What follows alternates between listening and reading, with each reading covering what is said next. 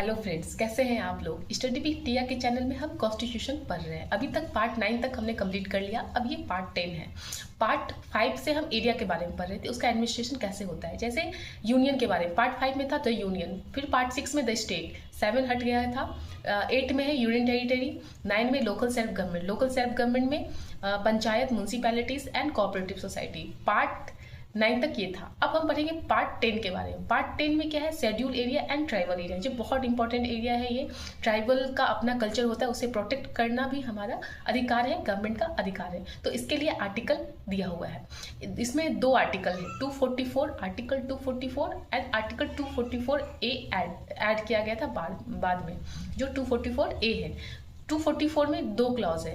पहला है, इसमें जो शेड्यूल 5 है उसमें इसका प्रोविजन दिया हुआ है कि जो शेड्यूल एरिया है और ट्राइबल एरिया है उसे कैसे, उसका जो एडमिनिस्ट्रेशन है वो कैसे चलना चाहिए।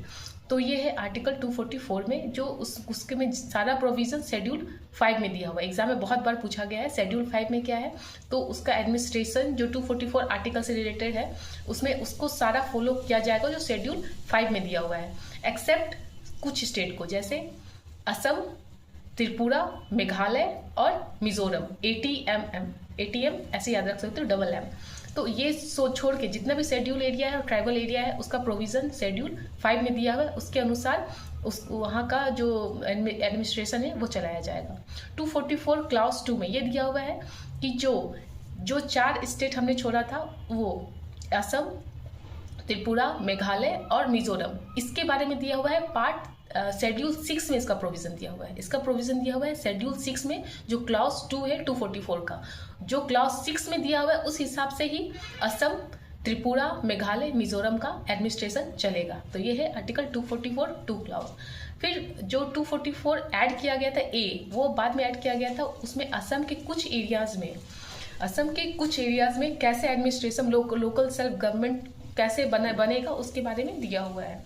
तो ये कुछ एरिया में, जो असम के एरिया में 244 ए ऐड किया गया था, इसका ऑटोनॉमस स्टेट बनेगा, ये दिया हुआ है। 244 ए ऐड किया गया था बाद में।